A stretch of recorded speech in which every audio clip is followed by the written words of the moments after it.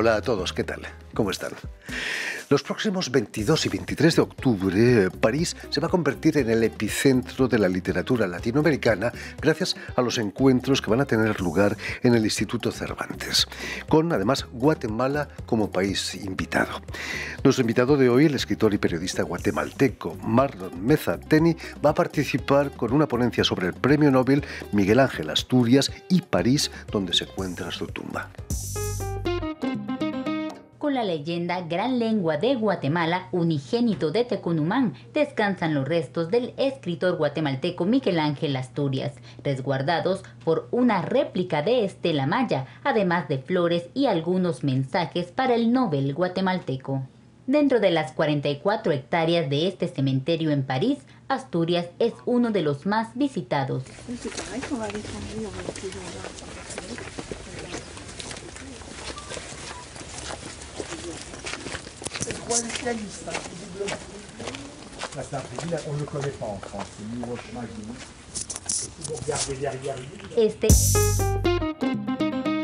Muy buenas tardes, Marlon.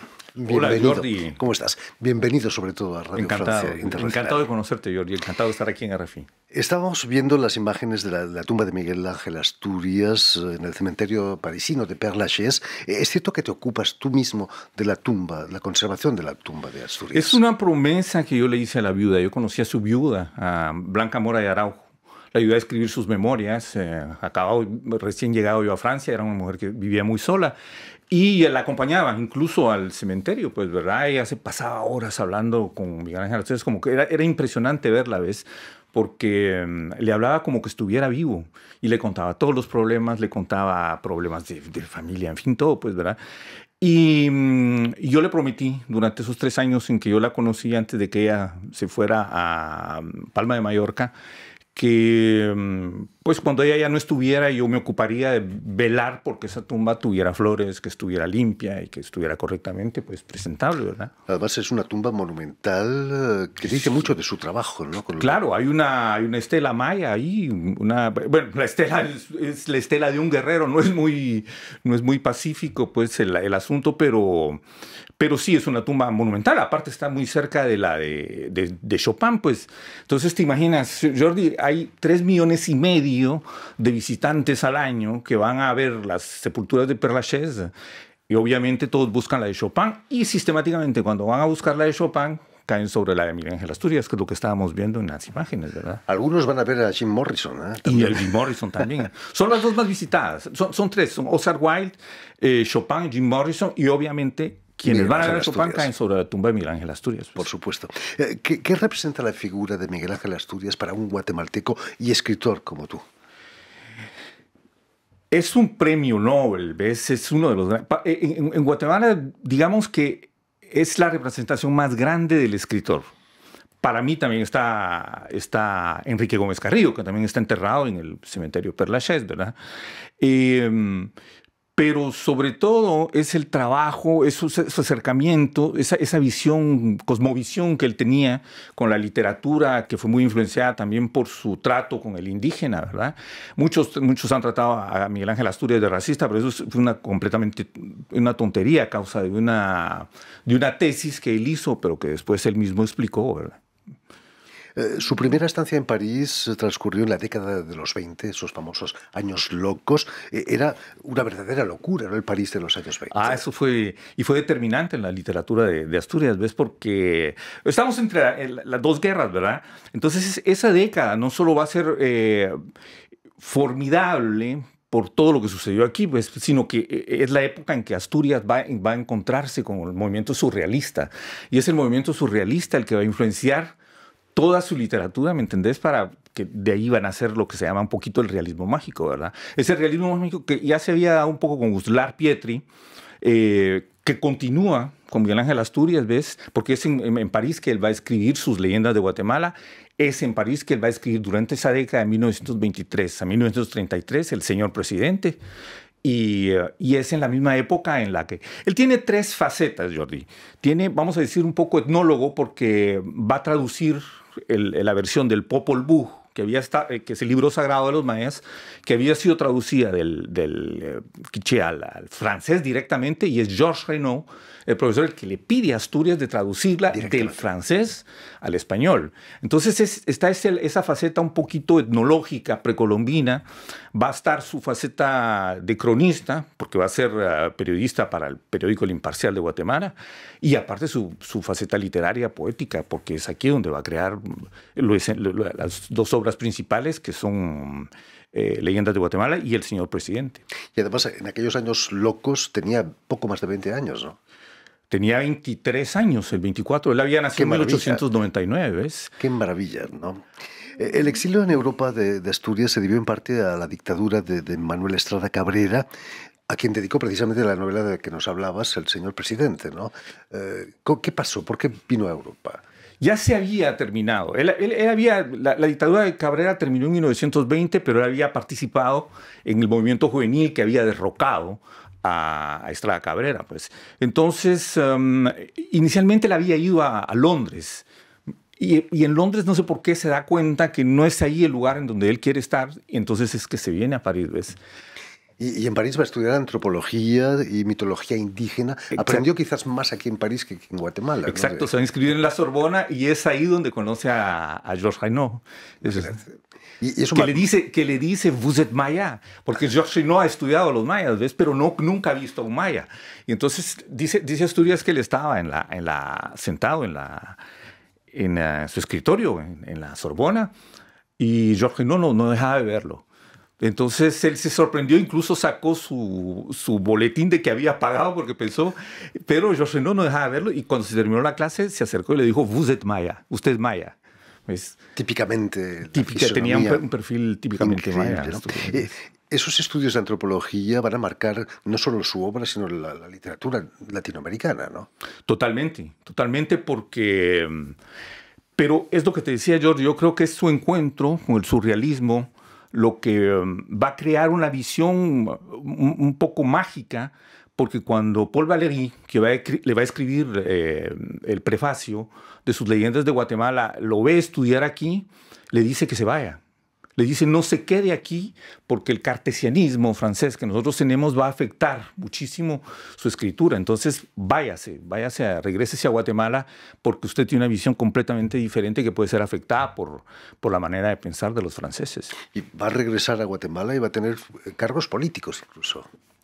Va a regresar a Guatemala, y esto es curioso, Jordi, porque fíjate, los años, la década que estuvo en Francia va a ser muy fructífera, y cuando regresa a Guatemala va a pasar 11 años sin escribir.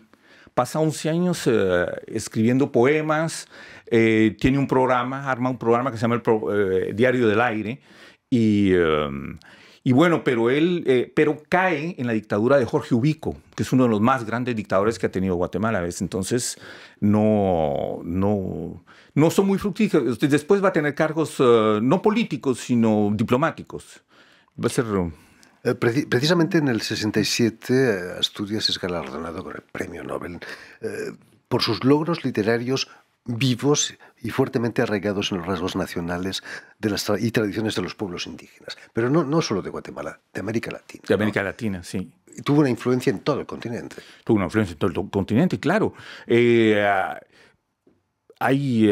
La población indígena en Guatemala es de más de 60%, ¿ves?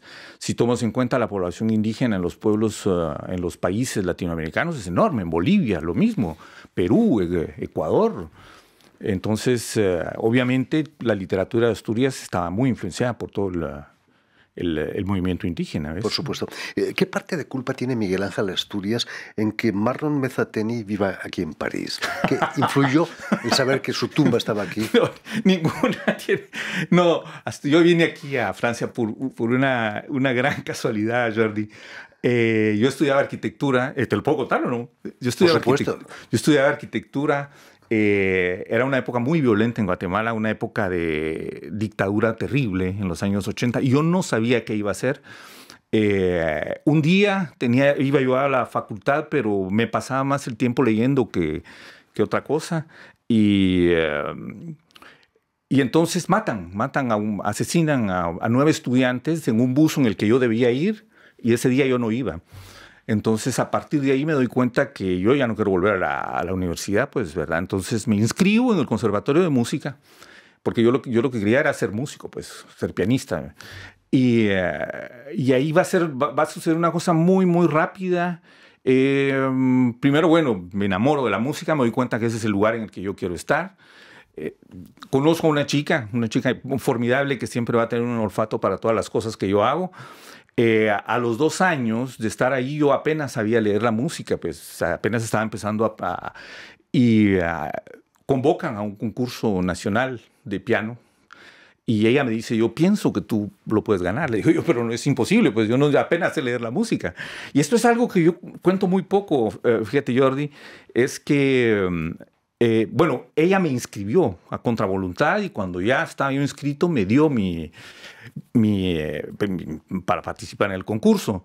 Lo que yo no cuento mucho es que yo casi no sabía leer la música, que yo aprendí el concierto para piano y orquesta oyendo de esos cassettes que habían en la época, ¿me entendés? Una radiograbadora, y me aprendí las partes de orquesta y las partes de piano. Y resulté ganando el concurso y fue así como resulto yo con una beca para Francia, ¿ves? Hay que decir que Pavarotti tampoco sabía leer música y hizo un carrerón como cantante increíble, ¿no? O sea, no es imprescindible. Has publicado muchos libros. Uno de los últimos es Coreografía de un desencanto o del desencanto. ¿Qué es ese desencanto? ¿Es el tuyo quizás? ¡Qué pregunta, Jordi! Mira, es curioso porque es la primera vez que me hacen esa pregunta así. Ese libro yo lo escribí después de una historia de amor fatal, pues, ¿verdad? Entonces fue un amigo periodista que me dijo, incluso yo creo que deberías de ponerte a escribir un libro, ¿verdad? Porque eso te va a levantar un poco el ánimo. Entonces, lo mismo, había un concurso de cuentos y el hecho de que hubiera un concurso de cuentos, yo no soy muy de concursos, ¿ves? Y cuando me meto he tenido la suerte de ganar un par, ¿ves? Así que escribí ese libro de cuentos que terminó ganando el premio BAM Letras en la época, pero ese mismo libro explotó el premio porque lo querían censurar. Querían censurar el libro porque decían que tenía mucho sexo, en fin, una de tonterías que habían dicho, pues, ¿verdad?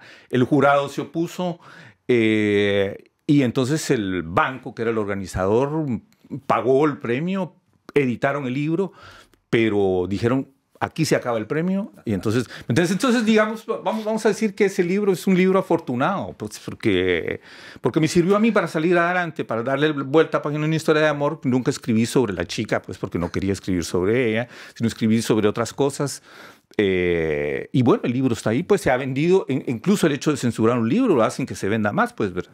Por supuesto. Coreografías del desencanto, que estábamos viendo en la portada, me decías que tú has hecho el dibujo de portada. Sí, yo hice La cigüeña, porque yo estaba ilustrando otro cuento mío que se llama Cigüeñas, y entonces me pareció que podía ser una portada bastante significativa.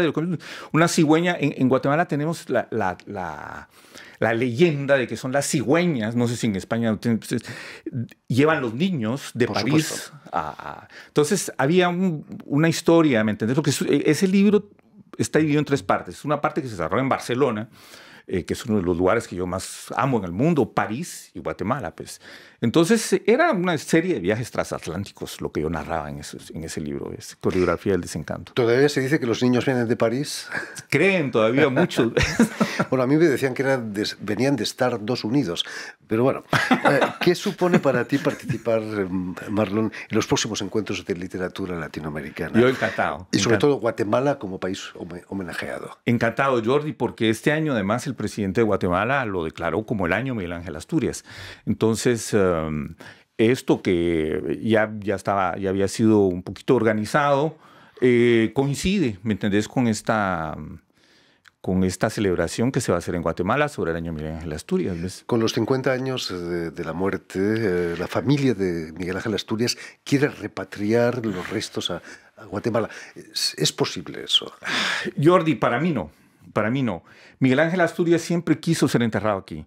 Si tú lees los diarios de la época, cuando lees Le Monde, lees las tesis y todo, se anuncia, dice, el día de hoy murió Miguel Ángel Asturias en París y fue enterrado en Père Lachaise como fue su voluntad. Entonces, a mí me parece que eso no... Yo creo que la familia, en fin, son asuntos de ellos, ¿verdad? Prácticamente. Pero debería de considerar que cuando se es Miguel Ángel Asturias, que te han dado un lugar en el cementerio Père Lachaise, en el cementerio de celebridades, al lado de Chopin, en donde los únicos dos escritores latinoamericanos que hay enterrados ahí son dos guatemaltecos. Asturias le pertenece al mundo, ¿me entiendes? No le pertenece y a Guatemala, pues, ¿verdad? Llevárselo a Guatemala porque ahora tenemos un gobierno democrático con un gran personaje, pues, que es el presidente Arévalo, un humanista, un sociólogo progresista. Yo creo que hay que dejar las cosas en su lugar. La política de un lado y lo que es arte y cultura del otro, pues, ¿verdad? Porque, como te decía hace un rato, ¿verdad? El cementerio de Père Lachaise lo visitan 3,5 millones de personas al día, pues, ¿verdad? Al mes, perdón. Al mes, perdón. Y van, los que van a ver a la tumba de Chopin, que es una de las más vistas, caen inmediatamente, como vimos en la sepultura de Miguel Ángel Asturias, ¿verdad? En fin, ya lo saben, si tienen la oportunidad de visitar París, no se pierdan la tumba de Miguel Ángel Asturias, que todavía está ahí, esperemos que por mucho tiempo. Y tienen una cita también en los 22 y 23 de octubre en el Instituto Cervantes de París para los encuentros de literatura hispanoamericana, en los que Guatemala será el país homenajeado. Muchísimas gracias, Marlon Bezateni, por estar con nosotros. Gracias. Permítanme que también dé las gracias a Vanessa Loiseau y a Suel Kedir, quienes se han ocupado hoy de la realización del programa. Y también saludar a nuestros telespectadores, porque también los tenemos, que nos siguen en todo el continente americano, desde Chicago hasta Patagonia, gracias a la cadena Unión Continental Latinoamérica, que es la cadena de la OEA, la Organización de Estados Americanos, y una red que se llama TAL, que reúne televisoras públicas y universitarias de todo el continente. Y a ustedes, muchísimas gracias por su atención y les damos cita para una nueva edición de El Invitado de Radio Francia Internacional.